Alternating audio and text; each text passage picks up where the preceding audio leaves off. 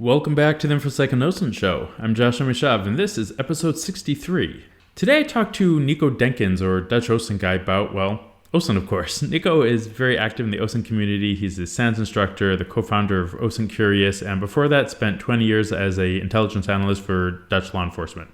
My three main takeaways from our conversation were: one, when specific search engines will give you better results than others; two, how Telegram can be a better OSINT source than the Tor network; and three, some techniques to find the right channels and how to search for target keywords on Telegram. You'll enjoy those three things plus a bunch of other tips along the way. And now, here's my conversation with Dutch OSINT guy. Nico Dekens, welcome to the show. Thank you. Thank you for having me on. So, I'd like to start with who you are and what do you do? Okay, cool.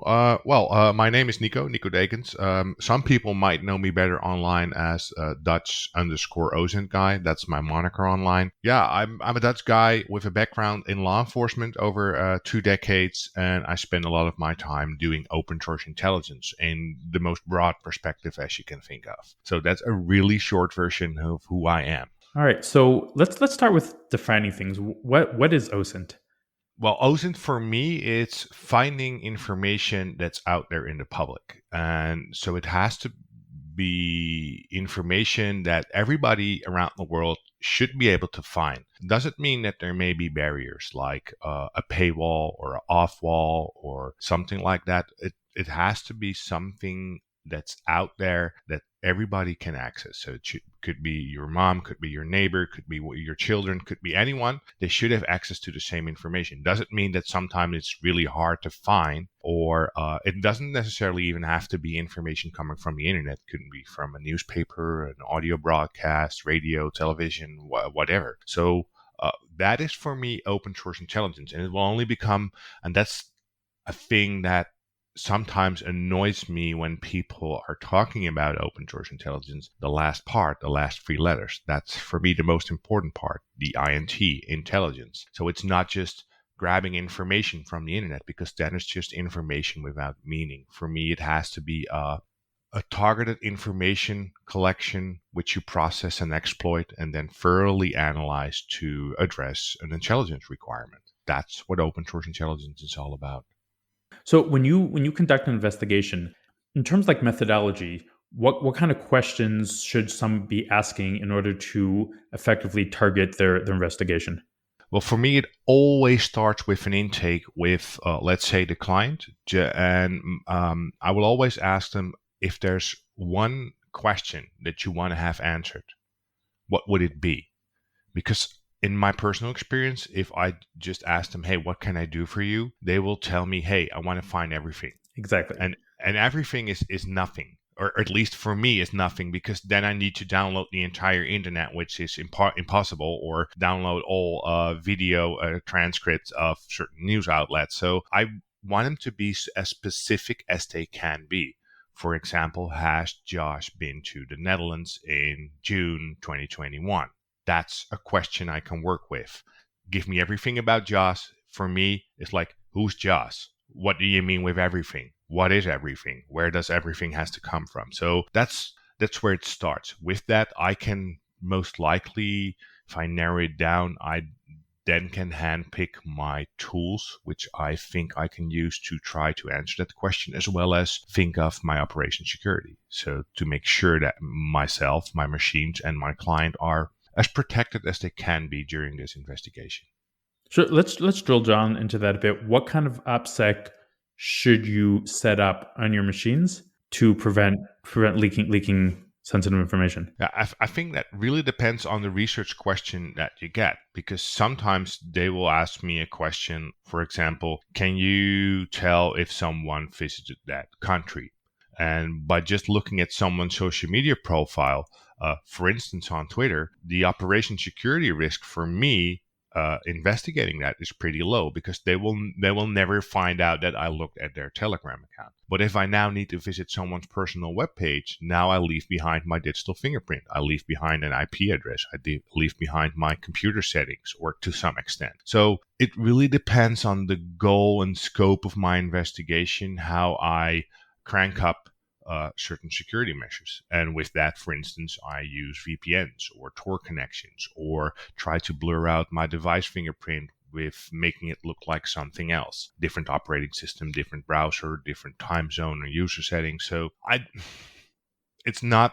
cannot give you one correct answer. It really depends. Okay, and the other I guess the flip side of that is when you're even if you narrow down the question you're asking for, really depending on the question though, you can end up drowning in a sea of information. How do you prevent that? It's hard to prevent that. What I initially like to do is do a quick scan search around the subject matter, just to see what's out there information wise. So let's assume again that I was tasked to investigate if you, Josh, were in Amsterdam in June 2021. I would go out to the internet, quote unquote, and just see what can I find about this particular Josh related to Amsterdam and this year. And well, you probably know yourself, some people post like once a month, but some people post like 10 times on numerous social media and other forums a day. So with that, I will get a good understanding of how much information I need to collect and then process and exploit and analyze. So a timer search for me would be doing a search for, let's say, half an hour to an hour, just to get a good look and feel of, hey, what can I do within this scope? And do I need maybe additional time? Or do I need to scale up using more automated tools or paid subscriptions that can speed up my process? Cool. So I think a lot of people would, I guess, in the initial search, probably use Google. What are some of the limitations on relying too much on Google for OSINT investigations?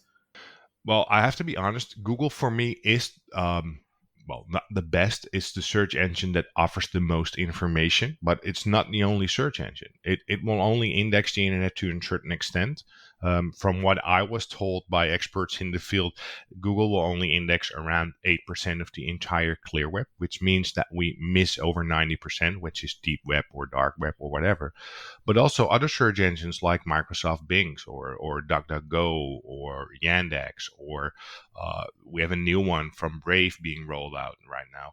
They index the internet, and sometimes they index something that Google hasn't indexed or will maybe index in a week or two, but I need that information now. So this is why I never rely on one search engine. I try to exhaust all my options, and if I perform a search based upon a certain crafted query, I will look for results in Google maybe first, because on average they will give me the most accurate and most reliable results. But I will definitely go over to the other ones just to see if there's an overlap or differences. And I can tell you from numerous of cases that I've found information outside of Google, for instance in Bing or in Yandex, that was not to be found and still isn't to be found within Google, which is for me very interesting. Are there specific cases or instances where a different search engine consistently does better? Well, for me, when I'm doing Eastern European orientated research, Yandex is by far better because it indexes more information that's related to that region in the world. Also, when I'm doing Asian, the Chinese Baidu search engine will really help me get more, not always reliable information, but get me more information coming from their search engine. When I want to look for reverse image search using faces, Yandex, for instance, is better for me. But it's also funny because when I hone into Yandex with a Dutch IP address versus a United States IP address, and I do a reverse image search on faces, I will get different results based upon, what I like to call IP address discrimination. It's interesting. And these are those niche OSINT tradecraft techniques that you learn over the years by just experimenting and see, hey, if I use this search engine in this way using these machine settings, what happens? Now let me change it to something totally different and do the exact same search, and let's see what happens. Is that true for user agent string too? Yeah. User agent strings can help, especially what I'm noticing more and more is changing your user agent string to a mobile device will give me, more results. Not always more accurate results, but they will give me more, which in essence makes sense because when I walk down the streets in the Netherlands, everybody's has held in their hand has held a mobile device or a tablet, which means that the entire landscape of computer devices has shifted, which also means that a lot of platforms are now being indexed or made searchable through mobile devices. So maybe there's some optimization going on for mobile devices. Interesting. So user registering IP address, what are some other variables that we should be aware of that could affect our search? Language settings, time zone settings. It's a small difference, but especially language settings. So if I set my keyboard settings to be Dutch, but I'm holding in with a US IP address, I will see that results differ. You will not get more, but the sorting of the results will differ. We actually get access to information that wouldn't show up in a other search, or just the sorting is different? The sorting is different. So what I'm noticing is that if I'm searching, let's say with Dutch language settings and Dutch IP address, the results on page 1, top 10 results, and now I change that to different language settings. Now result number 1 is on page 2 of the search results all of a sudden, which is something I cannot declare. I've tried to reach out and talk to people at Google because I know a few people at Google, but even they sometimes tell me, hey, we are not exactly sure on how our algorithms work anymore. There are some articles out there also where they basically said the same thing. Hey, we've built a system and it's so complex and it's so self-learning nowadays that it works in mysterious ways. Have you had a chance to play with Brave's new search engine? Yeah. I just tweeted about it last week. It's good. I'm missing some search operators because I heavily rely on search operators because I want to target as specific as I can. But I think it can be a good new player on the market because they do protect your privacy as an end user. So they claim not to be tracking you. They claim not to keep any logs, and they claim not to add in those advertisements. So from that perspective, I like to use it. But again, for me, it's just another search engine, which I would like to leverage. Cool. All right. Let's pivot a bit away from search engines and look at Telegram as an OSINT source. Normally, we think of if you're not looking at the clear web, you're going to look at things like Tor sites. How does Telegram compare as an OSINT source to Tor? Well, for me, I think it's by now it's bigger for at least the investigations that I do. Telegram, but it also, well, maybe in general, social media, people, when they try to look for criminal activity online, people will always immediately scream there are things going on the Tor network, which is true. But when we look at the internet, the Tor network is just a fraction of the entire. It's like 0.1% of the entire internet. And if I compare that, for instance, from what I see that's going on Telegram, on Instagram, on TikTok, on whatever, people are trading all kinds of illegal stuff on those places, or using those networks for command and control servers, or automating certain stuff. But Telegram particularly stands out because it's so easy to use. It's low barrier. Everybody can use it, but the encryption on average seems to be pretty good. But what's the most annoying part for most governments is that they cannot subpoena or cannot court order anything to Telegram to get information. At least that's what I know from my years of experience at the Dutch government, that every time when we had, for instance, I was doing a lot of terrorist tracking, and we had someone that we really targeted, and we said, hey, this is someone that he or she must be part of a terrorist cell, and they're planning something. So we want to know more information, maybe an IP address or something, just to trace them down. Telegram just, well, you can ring their doorbell. They just say, well, we're not home.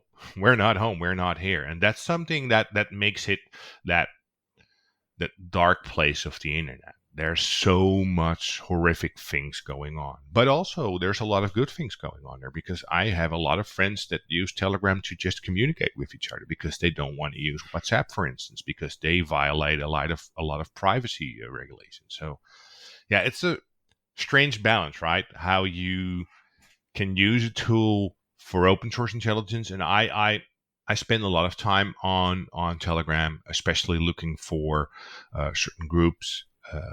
hate groups, trading of stolen data or breach data. You have a lot of places there. You will find people basically everything. They're selling everything that you could potentially find on the dark web on Tor. So there's a lot of information to be found on Telegram. And it's, for me, the way to pivot around and move around on that platform. It's a little bit more easy than on the Tor network. And I think on average, the risks for my machine being almost immediately being exposed to all kinds of, let's say, Trojans or whatever, is a little bit lower. It's still there, but it's a little bit lower. Okay, why is that? Well, if I land on an .onion page, by default, it could like execute all kinds of stuff. If I just land on a channel and I just lurk in the channel and I don't click on the files that I could download, I'm not immediately exposed to all kinds of malicious content. So it's more of, for me, it's more of that safety barrier within Telegram. You first need to click something, and then it downloads on your machine. And on the Tor machine, if you don't harden your machine enough, you could almost immediately expose yourself to something that opens up something. What kind of OPSEC do you do when you set up a Telegram account? Well, I try to set it up with phone numbers, and then you need like a burner Yeah. SIM for that. Okay. Yeah.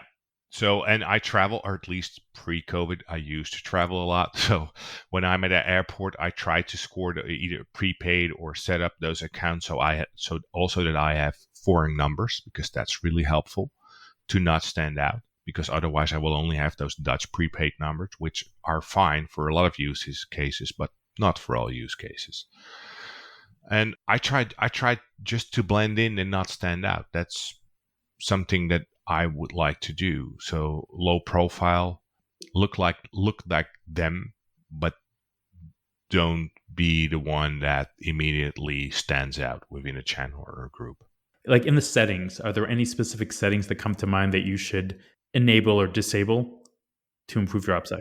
Yeah, that's a good question. And again, for me, that really depends. In the time that when I was doing a lot of counterterrorism work, sometimes I deliberately chose that people could, for instance, see my profile or my number, because that's what the vast majority of those people did. So I wouldn't stand out. But if I enter certain, let's say, nation state orientated things, I would like to make sure that they can see as less as they can from my user account as possible. So only a username and nothing else. So no profile pictures, no online dates, no I've read your messages, dashes and that kind of stuff. So it really depends, again, on the goal and scope of my investigation. I think the most important part for me is that I really try to containerize every investigation with separate accounts, separate crafted sock puppet accounts or synthetic identities, and with that I use settings. And sometimes it's even worthwhile for me to play around with settings and just play the dummy in the group and just say, hey, I noticed by some of you I can't see the profile picture. How does it work for me? And then just ask that question, just to basically get that general acceptance in the group. Hey, I want to be part of you, but you need to help me how to step up my game. I already know it, but they don't know that I know it. And with that, it sometimes also helps me step up my operation security. So with the huge amount of data that's available on Telegram, how do you find what you're looking for?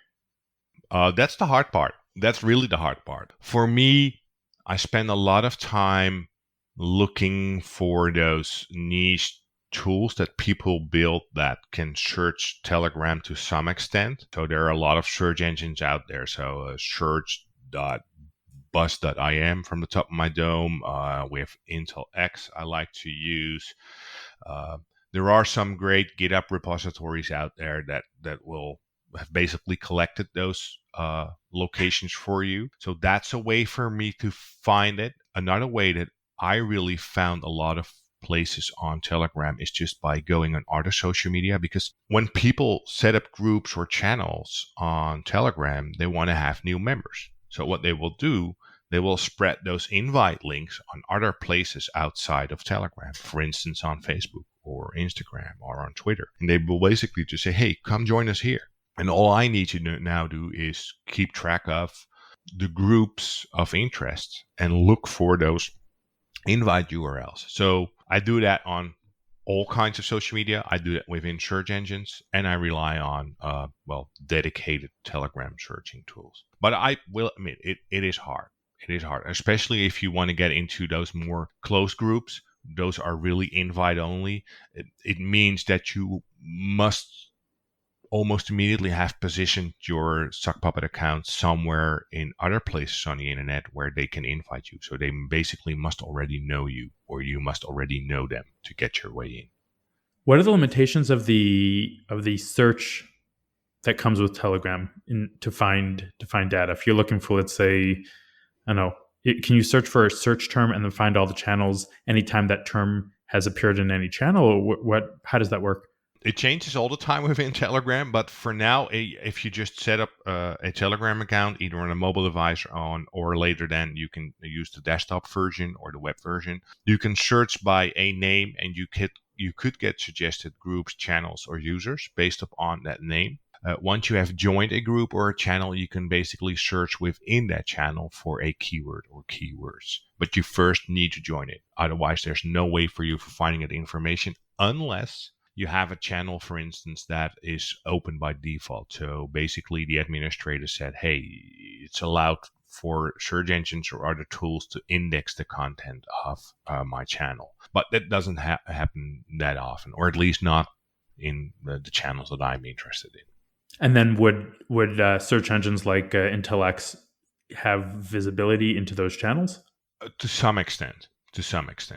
So if, let's say we set up a channel that's about the Netherlands, just a general open by default, everything is open. You could see the content back to 7 days. So if we posted the last 7 days of content, you could see that based upon keywords using open search engines. Like, for instance, searchbus.im or the telegram.eu channels does a similar thing. Sometimes you can find that. Okay. And then otherwise, though, you'd have to find an invite, get into the channel, and then be able to search the channel. Yeah. That's I think 80, for me at least, 80% or maybe even 90% of the way how I find information within Telegram. I first need to find a channel group or whatever, join it, and then search within it. Okay. And then that process is looking on, I don't know, for instance, Google Docs for group invites that look relevant. Yeah. Okay. And then getting your Sock Pocket to be invited. Yeah. For instance, a tradecraft that I like to use, there's still a lot of Facebook groups out there by certain threat actors or whatever, or other places, even IRC channels, where they just send out those links. So, and I constantly monitor for certain keywords that me or my clients are interested in. And with that, I very often find new Telegram channels. Is there a way to automate that, like on Facebook, to look for certain keywords that would then give you the groups, which would then give you the invites? No, I wish. Okay. Telegram, especially Facebook, since they killed the graph search a couple of years ago, it's pretty hard to search. And especially if you are not within, let's say, that bubble of friends of friends or friends effect, it's so hard to find information that's openly available, especially on these topics. So for me, I first need to get my way into those groups or subject matters within Facebook itself. And then within those Facebook groups or events or whatever they are hosting, then I will look for those specific invite URLs. Are there any browser extensions that you'd recommend to install to help with Telegram investigations? I like to use a Grease Monkey script that's made by an individual called Fabled Owl. If you look at my GitHub page, I've done a talk for Sans about Telegram. There I have references to that specific tool. It will only work in the older version of the web version of Telegram, but that's a great tool for me that helps me scrape the entire channel, so chat-wise. You can also scrape all the users automatically, and you can find all the user IDs, which is for me pretty useful because sometimes you will have channels with users that have the exact same name, or across several channels you will find the exact same name, but now you can see based upon the unique user ID that they are unique individuals within the Telegram sphere. Also, what I find particularly interesting, I like to do a lot of social network analysis because I've spent a lot of time doing that within the government. And when you use a tool like that, you can now see who invited who in search groups. Not always, but sometimes. And you can see what roles people have within a group, administrator, moderator, or whatever. And that's for me, especially if you're looking, let's say, across 100 groups, you can see that crossover overlap, and you can see those, well, quote unquote, key players within a larger sphere. And then see the relationships. Very cool. Yeah. So let's pivot a bit to getting into OSINT. Do you have any tips for any advice for somebody who wants to move into an OSINT career? Yeah, good question. I think when you want to, well, assuming that you're aiming towards getting hired, am I honest? Yeah. Yeah. What I would like, first of all, spend some time doing actual casework. Maybe just try and investigate yourself just to get the hang of it, because I think it's always amazing when you look up yourself, do an ego search, how much information you will find about yourself that you didn't know about. So basically information that other people or other instances put online about yourself. So if you familiarize yourself with that, and if you familiarize yourself with getting that structured methodology on performing open source intelligence, then maybe write a blog or two. Just get your name out there. I'm noticing a lot of people around me in my network that got hired, let's say in the last 5 years. It really helped them getting their name out there first before getting hired. Just write a simple blog. Do a write-up on, well, for instance, how can you find stuff on Telegram? How can you find stuff on Discord? How can you do a write-up? Play CTFs. There are OSINT CTFs everywhere. So that's something that could really help you. And I think for me, I've been in info security and cybersecurity for a fair long amount of time. The open source intelligence community for me is the most open community. People like to share. People like each other. Most of them are really friendly. Of course, not everybody is friendly, but most of them, and it's a really diverse group. So diversity and general acceptance within open source intelligence for me, it's really reach out for help. Ask for a buddy. Hey, I want to get a job. Can you help me? Or can I maybe be an intern? Or can I whatever? So that really helps you move forward, I think. Yeah. Okay, and the flip side of you starting, you said for getting hired, let's talk about running a business. Any tips for somebody who's gone through working for others and now started their own OSINT or InfoSec related business? Yeah, well, that was a hard part because I'm not an entrepreneur by nature, and I'm still not. For me, leaving the government was more about that I wanted to go faster than the government could offer me. I think that's what most governments do due to the rules and regulations. It slows you down when you reach a certain knowledge level, it starts to slow you down. And that's, for me, a reason why I left. And with that, I needed to learn how to run an OSINT business.